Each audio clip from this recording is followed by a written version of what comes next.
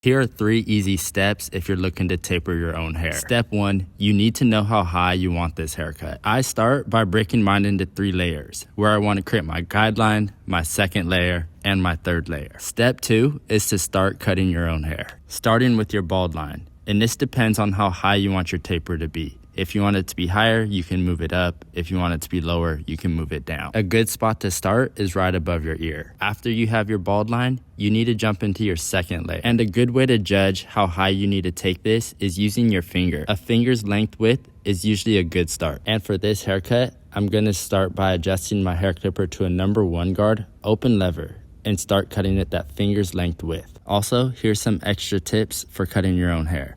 Remember to take your time and go slow.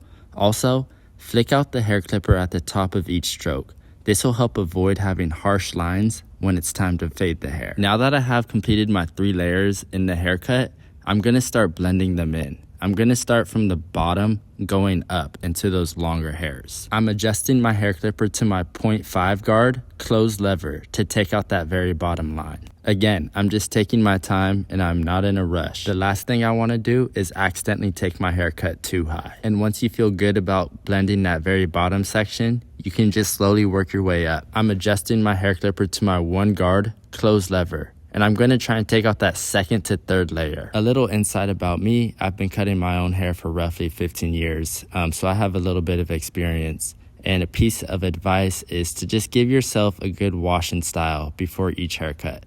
It'll allow your hairs to just lay down properly and make your haircut that much more smooth and easy. But now that you see, I'm gonna be working into the third layer of my haircut.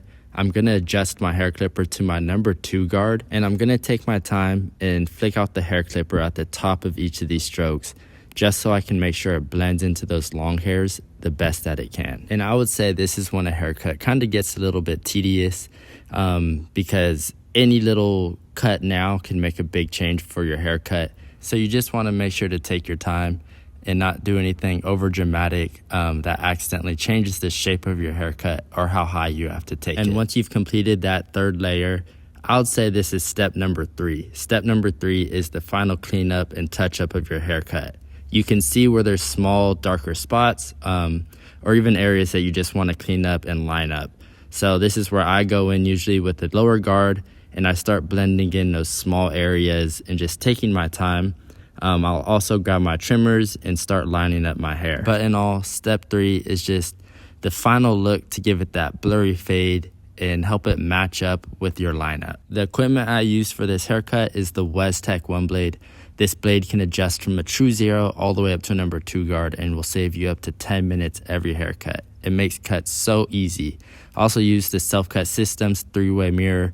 These are the angel lights and they're absolutely amazing. These are the 3 easy steps on how to taper your own hair. Subscribe to us, like this video, and comment below what you think of the haircut or any questions that you might have. Thank you.